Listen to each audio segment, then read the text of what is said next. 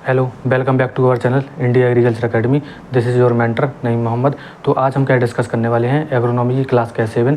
और ये class in सभी एग्ज़ाम्स के लिए क्या इंपॉर्टेंट होने वाली है, जैसे IBPS AFO, UP AGTA 2026, LT grade, Rajasthan का AAO, राजस्थान का सुपरवाइज़र, एग्रोनॉमी का नेट और भी अदर जो भी एग्ज़ाम्स होने वाले हैं, जैसे हरियाणा ADO। तो आइए डिस्कस करते हैं हमारे एग्रोनॉमी के कुछ इंपॉर्टेंट पॉइंट।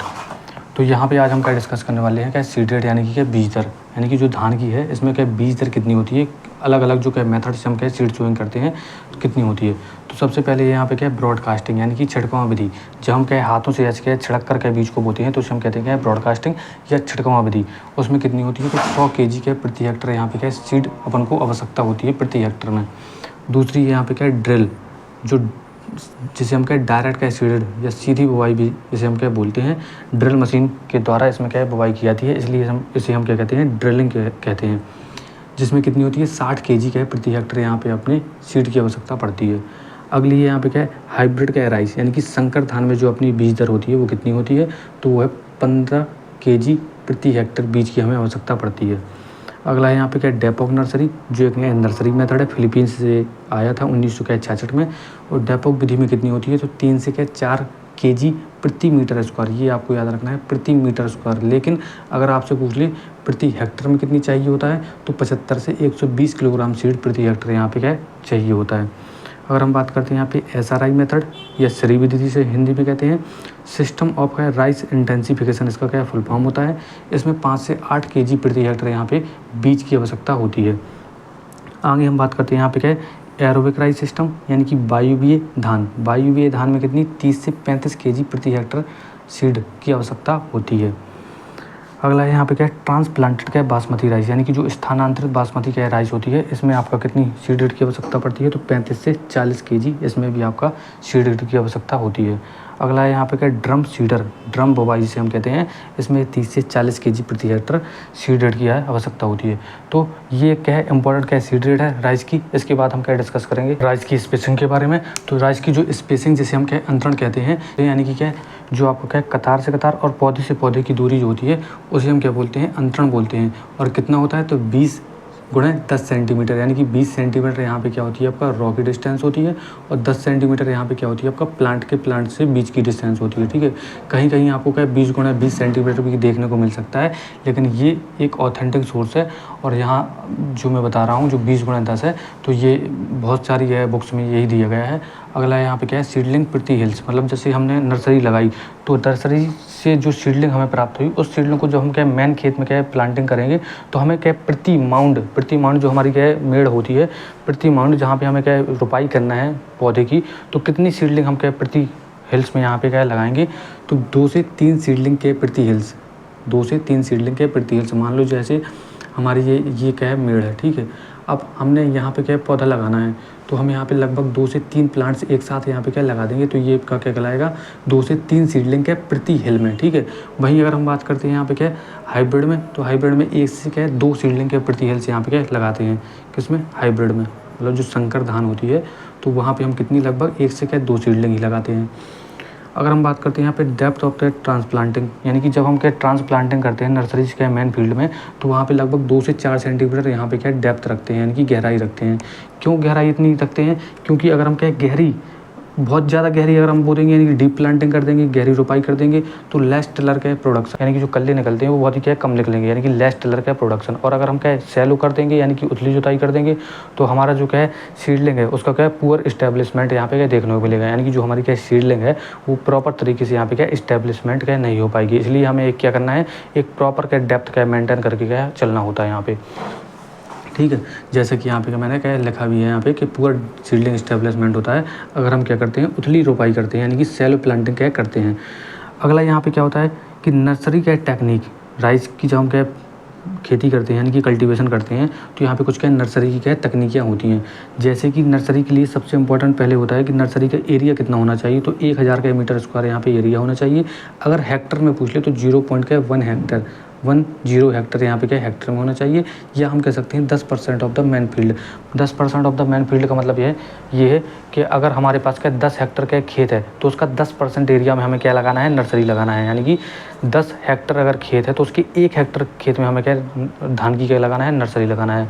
तो ये हो जाए आपका 10%। ठीक है, आगे हम बात करते हैं यहाँ पे क्या वेट वेड नर्सरी, यानी कि जो गीली क्यारी नर्सरी में कितनी सीड रखते हैं, बीज दर, तो 40 से 50 kg के प्रति हेक्टर यहाँ पे के बीज रखते हैं बैट वेड नर्सरी में। ठीक है, सीडलिंग के ट्रांसप्लांटिंग की अगर हम बात करते हैं तो 20 से 25 दिन बाद, यानी कि डे आफ्टर सोविंग, यानी कि बुवाई के 20 से 25 दिन बाद यहाँ पे हम क्या करते हैं, ट्रांसप्लांट क्या करते हैं। जैसे नर्सरी में हमने लगा दिया तो उसके 20 से 25 दिन बाद हम यहाँ पे क्या करेंगे, ट्रांसप्लांटिंग करेंगे, यानी कि डे आफ्टर सोविंग, DAS।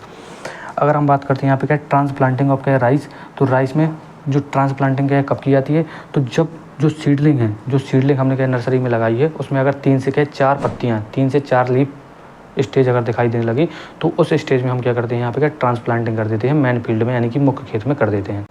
आगे हम बात करते हैं यहाँ पे क्या है राइस की क्या है जो डेपो क्या नर्सरी होती है। अभी हमने ये पढ़ा था कि नर्सरी के लिए क्या क्या यहाँ पे रिक्वायरमेंट की आवश्यकता होती है। अब हम पढ़ेंगे यहाँ पे क्या है जो डेपो क्या नर्सरी मेथड, जैसे हम क्या है मैट मेथड, यानी कि हिंदी में हम कहते हैं क्या डेपोक नर्सरी भी इसे हम कहते हैं। तो सबसे पहले इसका क्या है विकास, यानी कि कहाँ पे इसको क्या डेवलप किया गया, तो फिलीपींस में कब 1966 में। फिलीपींस में कब इसको डेवलप किया गया, 1966 में इसको क्या डेवलप किया गया।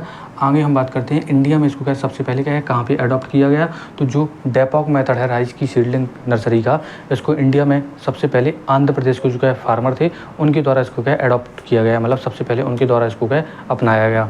आगे हम बात करते हैं यहाँ पे क्या कुछ इंपॉर्टेंट इसके क्या टर्म के बारे में, जैसे कि सीड बेड के मटेरियल, यानी कि इसकी हमें कल्टीवेशन के लिए नर्सरी में क्या क्या रिक्वायरमेंट की आवश्यकता होती है। तो सबसे पहला यहाँ पे क्या सीड बेड मटेरियल, यानी कि जो बीज क्यारी के लिए हमें क्या क्या यहाँ पे क्या सामग्री की आवश्यकता पड़ती है। तो सबसे पहले अगर हम देखें तो ये एक सॉइल लेस क्या नर्सरी हो सकती है, या हम इसे कह सकते हैं मिक्सचर ऑफ क्या सॉइल, यानी कि सॉइल का मिक्सचर भी हो सकता है या सॉइल लेस भी हो सकती है, मतलब बिना सॉइल के ही हम इसको क्या ग्रो कर सकते हैं नर्सरी को। या इसमें क्या होता है वेल डिकम्पोज्ड ऑर्गेनिक मैटर और राइस हल भी हो सकता है, मतलब अच्छी तरह से जो आपका क्या डिकम्पोज्ड क्या ऑर्गेनिक मैटर होना चाहिए। ठीक है, और या इसमें क्या राइस का हल, यानी कि चावल की क्या भूसी भी हो सकती है, अगर हमें क्या सॉइल नहीं लेना है। ठीक है, मिक्सचर ऑफ क्या सॉइल नहीं लेना है। ठीक है, इसलिए इसे क्या कहा गया है, सॉइल लेस मेथड भी इसे क्या कहा गया है।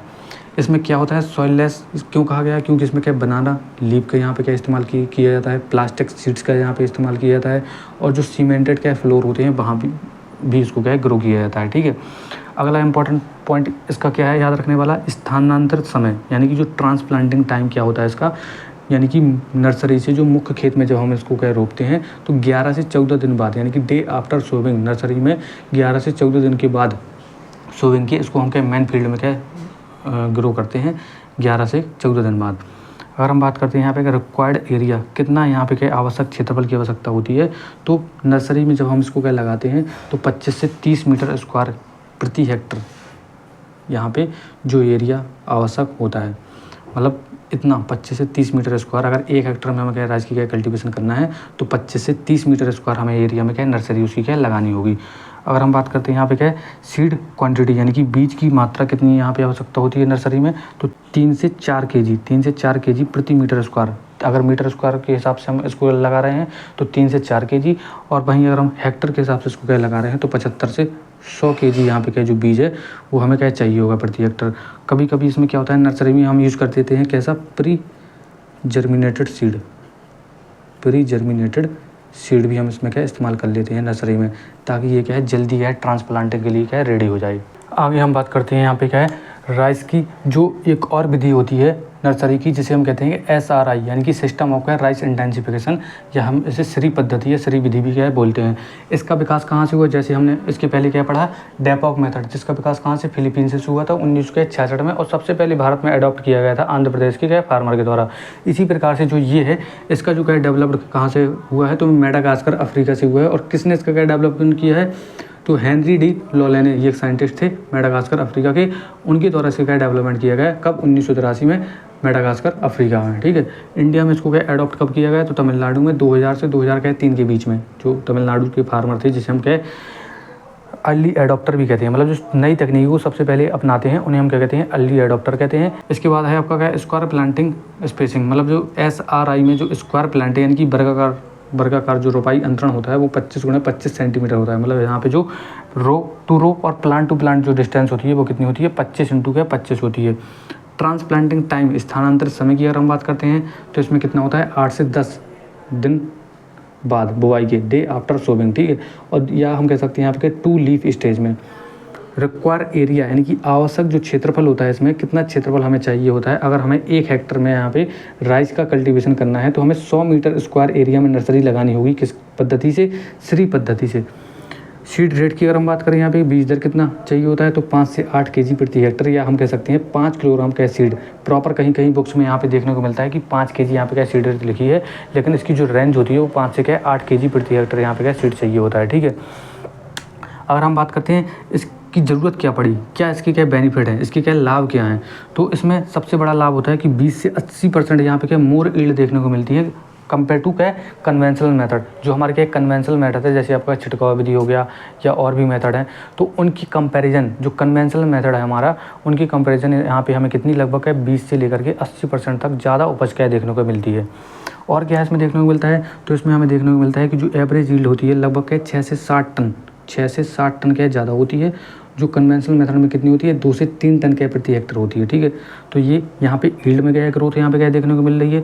दूसरा यहाँ पे क्या सीड सेविंग भी यहाँ पे हो रहा है कितना 90%, और वाटर की सेविंग यहाँ पे कितनी हो रही है तो 50% यहाँ पे क्या हो रही है। और एक चीज़ और इसमें याद रखना है कि ये सुटेबल होती है स्मॉल लैंड होल्डर, यानी कि जिनके पास क्या है कम भूमि है तो वो इनको क्या अपनाते हैं, और इससे क्या होता है मैक्सिमाइजेशन यहाँ पे हो जाता है क्या यील्ड का, यानी कि बहुत ज़्यादा हाई यील्ड यहाँ पे क्या देखने को मिलती है, ठीक है। तो ये थी हमारी क्या एग्रोनॉमी की एक बहुत ही इंपॉर्टेंट क्या क्लास छोटी ज़रूर है लेकिन ये क्लास बहुत ही ज़्यादा इफेक्टिव है। छोटी होने की भी क्या है कुछ रीज़न है, जैसे कि यहाँ पे क्या लाइट का इशू है, यहाँ पे क्या नेटवर्क का कनेक्शन है, तो कुछ इशू है, लेकिन मैं कोशिश करता हूँ कि आप लोगों के लिए कम समय में ज़्यादा से ज़्यादा यहाँ पे आपको क्या कुछ चीज़ें क्या प्रोवाइड कर सकूँ जो बहुत ही ज़्यादा इंपॉर्टेंट है, ठीक है। तो आप लोगों ने अगर हमारी और भी क्लासेस क्या नहीं देखी हैं जो पहले हो चुकी हैं, तो आप यहाँ पे जो वीडियो दिखाई दे रही है उस पर जाके हमारी क्या पुरानी क्लासेस देख सकते हैं। और भी ऐसे वीडियो के लिए हमारे चैनल को क्या सब्सक्राइब करें। और अगर आपको हमारी क्या वीडियो से बहुत कुछ क्या सीखने को मिलता है, हमारी क्या वीडियो से कुछ क्या नया सीखने को मिलता है, हमारी वीडियो आपको क्या समझ में आती है, क्लासेस क्या समझ में आती है, तो हमें क्या सपोर्ट क्या जरूर करें। हमारे चैनल को सब्सक्राइब करें, लाइक करें, शेयर करें। मिलते हैं आपसे क्या नेक्स्ट वीडियो में। जय हिंद, वंदे मातरम।